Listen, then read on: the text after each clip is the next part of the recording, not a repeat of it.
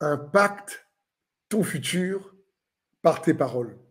Et pour ça, on va voir dans un passage des Écritures, dans 1 Pierre 3,8, la Bible dit, enfin, visez tous le même but, partagez vos peines, aimez-vous comme des frères et des sœurs, soyez bons, soyez humbles, ne rendez pas le mal pour le mal, ni l'injure pour l'injure. Répondez au contraire par la bénédiction, car c'est à cela que vous avez été appelés, afin de recevoir vous-même la bénédiction.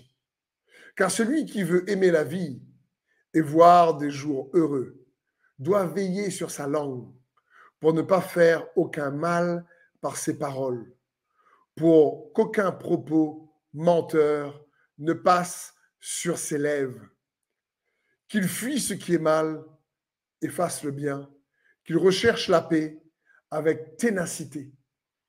Car les yeux du Seigneur se tournent vers les justes, il tend l'oreille à leurs prières, mais le Seigneur s'oppose à ceux qui font le mal. Amen. Puissant passage ici de l'apôtre Pierre. J'aurais pu aussi intituler cette exhortation « Utilise tes paroles pour bénir », parce que c'est ce que l'apôtre Pierre ici encourage dans ce passage. Il explique, si tu veux avoir des jours heureux, si tu veux avoir une vie réellement riche en paix, où malgré les tempêtes, tu expérimentes la paix, le contentement, le bonheur en Christ, il dit, fais attention à ta langue. Utilise-la pour bénir. On sous-estime, frères et sœurs, l'impact de notre langue. On sous-estime l'impact de notre langue sur notre futur, sur les relations. Parce qu'en plus, l'apôtre Pierre ici partage cette vérité, ce principe euh, dans le cadre des relations. J'ai déjà vu, par exemple, lorsque dans l'église, dans les familles, dans les amitiés, il y a des petits groupes qui commencent à se former parce qu'il y a des incompréhensions et commencent à mal parler.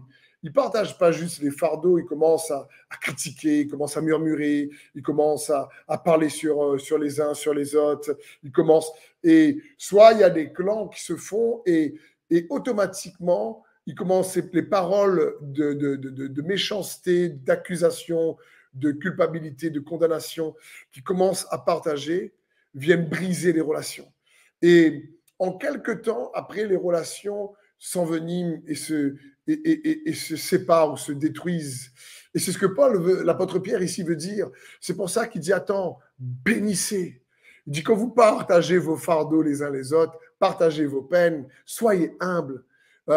Malgré les incompréhensions, il dit, soyez humbles, mais il dit surtout, bénissez. Le mot bénissez, ici, c'est le mot grec eulegeo. Ça parle ici de dire des choses bonnes, de dire des paroles bénissantes pour hériter de la bénédiction. Il dit bénissez parce que c'est à cela que vous êtes appelés pour hériter de la bénédiction. Donc, dans le couple, c'est pareil, dans le cadre des relations, en parent-enfant, il faut que les parents puissent bien parler des enfants, malgré les erreurs et leurs défauts.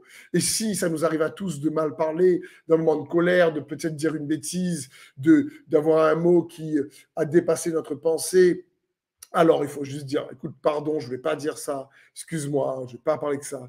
Il ne faut pas qu'on confonde ce que la personne fait et ce que la personne est. On peut être en désaccord avec ce que la personne fait et dire, ben, écoute, là, je ne comprends pas.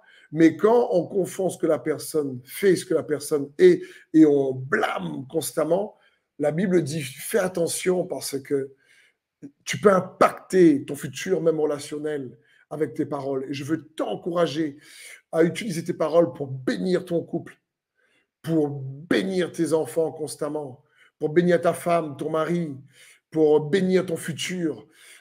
Les paroles ont beaucoup plus d'impact qu'on le croit. La Bible dit dans Proverbe 18, verset 21, « La vie et la mort est au pouvoir de la langue. Vous aurez à vous rassasier des fruits que votre langue aura produits. » Je veux dire, la vie et la mort est au pouvoir de la langue. Je veux t'encourager, bénis ton futur. Dis, peut-être que c'est difficile aujourd'hui, peut-être que tu n'as pas le travail que tu souhaites, ou tu n'as pas le poste que tu aimerais, tu n'as pas eu la promotion, tu n'as pas ton patron aussi réellement est pas correct, ou il y a des injustices. Sont des faits. Mais tu peux déclarer en disant, Seigneur, je sais que je suis ton enfant et tu ne me laisseras pas dans cette situation. Tu as dit, bénissez mes ennemis, même s'ils m'ont fait du mal, je les bénis parce que je veux hériter de ta bénédiction, Seigneur, et je sais que tu es le chemin, que tu es mon berger, je ne manquerai de rien, tu vas pourvoir, tu vas nous... Et tu déclares avant même de voir dans les circonstances, parce que la vie et la mort est au pouvoir de la langue. L'apôtre Jacques va dire que la langue est un des plus petits membres du corps, mais comme un petit gouvernail qui dirige un bateau immense, elle est capable de diriger notre être tout entier. Et c'est tellement vrai. La langue est connectée à la réalité spirituelle en réalité. Parce que par la langue, on sort des paroles qui viennent de notre cœur, de notre esprit. La langue est un petit peu ce pont, ce passage entre la réalité de l'esprit qu'on ne voit pas et la réalité naturelle. C'est pour ça qu'elle est aussi puissante. Et c'est pour ça que je veux t'encourager à utiliser tes paroles pour bénir. Parce que tu peux impacter ton futur de manière bonne et juste par rapport à ce que tu dis, impacter ton couple, impacter tes relations. Donc, je veux t'encourager à prendre un moment aujourd'hui pour demander au Saint-Esprit de t'aider à faire en sorte que tu puisses peut-être remplacer des fois quand de manière automatique on fait sortir une plainte ou on fait sortir vraiment une accusation. On peut juste dire Seigneur, non, aide-moi à mettre des paroles de bénédiction sur ma bouche. Qu'est-ce que je peux dire pour faire la différence entre ce que la personne fait et ce qu'elle est. Et je veux bénir. C'est important pour construire, pour demeurer dans la paix. Et l'apôtre Pierre dit, cherchez la paix avec ténacité. Ceux qui agissent ainsi, ils auront des jours heureux et une vie bonne. Je veux dire, c'est ce que Dieu veut pour chacun d'entre nous. Et notre langue est capable d'y contribuer.